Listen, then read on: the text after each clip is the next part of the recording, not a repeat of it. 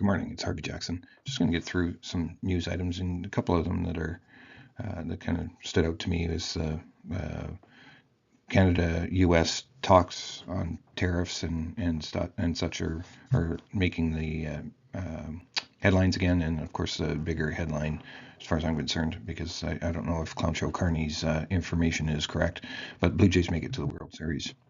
You can see here.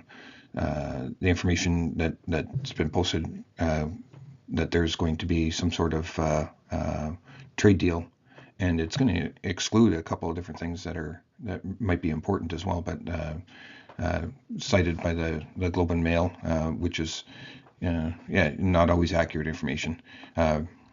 And Trump imposed just to maybe reiterate that what is all happening, the aluminum and autos are prompting Canada to respond in kind with some tariffs, and negotiations ensued on lifting measures against the steel and aluminum. They're also saying that there might be some quotas that would be in exchange for a lower tariff rate, which is possible.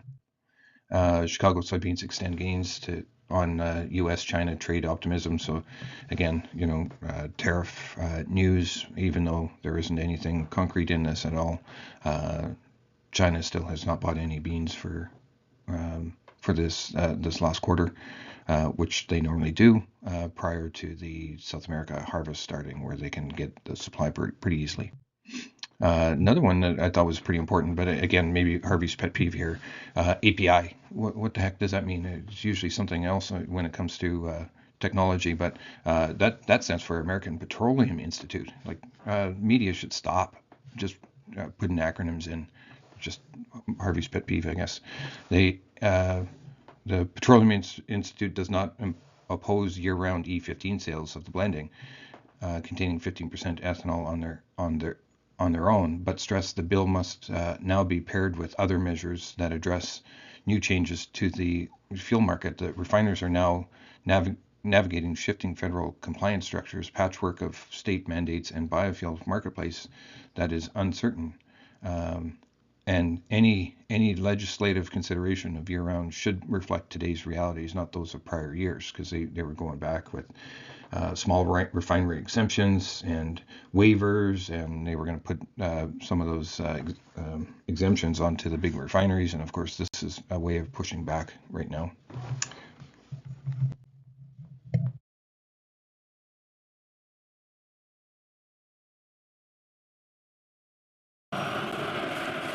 Exactly the part of the lineup you want up in a situation like this. And a swing and a fly ball to left field. Back goes Arozarena. She's gone!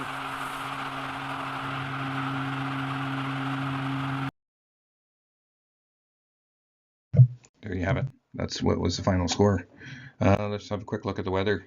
Some unsettled weather just hanging around Manitoba into the Great Lakes area. It was raining last night, of course. Just a quick look at the 8 to 14 day temperature outlook and the precipitation outlook. You can see that there's going to be above precipitation, and it looks like it's going to be warmer through the center of the U.S., even into Canada. And if you look at the CPC, look farther out for the next 3 months, and there's equal chances of normal temperature, which is still winter, and it looks like it would be above precipitation. Now, again, this is looking way into the future and using models, but it's just to get a peek of what the weather will look like for the next few months.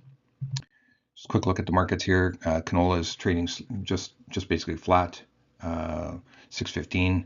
Rapeseed is up a couple bucks at 4.65. Soybean oil at 51.40, up just a couple points.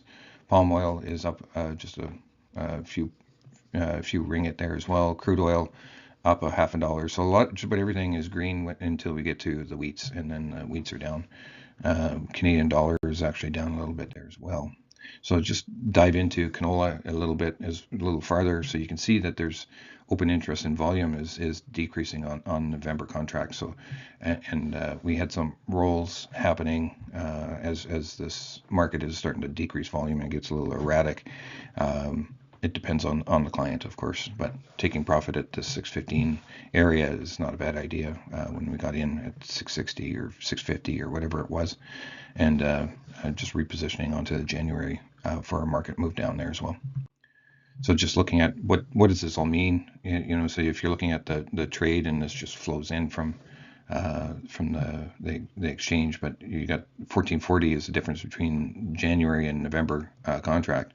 But you go November to March contract, it's $26, and we're still looking in close to 100% down to 80 or 75 even. It's still suggesting to push the sales out as far as possible. So there's a $43 difference between November canola and July, and it's suggesting you sell out there. So November canola and July. I am looking for a little bit higher values for November 26th than where it's currently setting as well. So this is just kind of getting lower and lower volume trade on November, but on January it's showing this choppiness going sideways here. And then here for the November of 26 canola, I am looking for somewhere in that range. So if we can get to 670 to 675. That would be probably preferable area to get some more sales made. Your European rapeseed, and the differential is sitting at $132 today. Soybean oil chopping sideways, but it looks like it's getting a little bit of a upward wedge here. So if it's going to break out, it's going to break out through those longer-term moving averages, like the 100-day moving average, which is kind of wedging it in between that and 200-day. This is the upside area that I would look at putting some more targets into for soybeans, if we're going to sell soybeans for futures. And the same thing with the new crop. These are the highs that we've made so far on the new crop.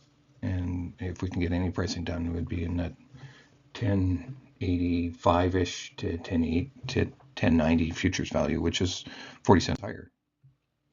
You can see that it's 40 cents higher right there. Anyway, just a carry there as well, a very strong carry, but you got a little bit of an inversion going into the new crop here. The crude oil just continues to fall off, trying to get close to those April-May lows that were made. Canadian dollar falling apart as well, and probably next target would be farther down here. Quick look at wheat. The market just continues to fall on wheat here. Same with Kansas, even though Kansas got a little bit more sideways movement. Chicago going sideways. The French wheat was going sideways there as well. What's another optimistic, other than just trading sideways, is that it looks like this corn could actually have a breakout here. So a bullish pivot right there. And here we are with the oat futures, and it looks like it's trying to break out as well against some of those moving averages. So Friday's news that Trump was going to control some or want to put a cap on the feeder cattle and the live cattle or beef prices, and we got that gap. And then limit trade yesterday would have been expanded limits, but it gobbled up some of the down move that we had from that negative news. Same thing with live cattle. That's all I have for you today. Oh, hogs. Yeah, this looks like it's getting oversold actually. So look for a reversal on these lean hog futures here soon. That's all I have for you.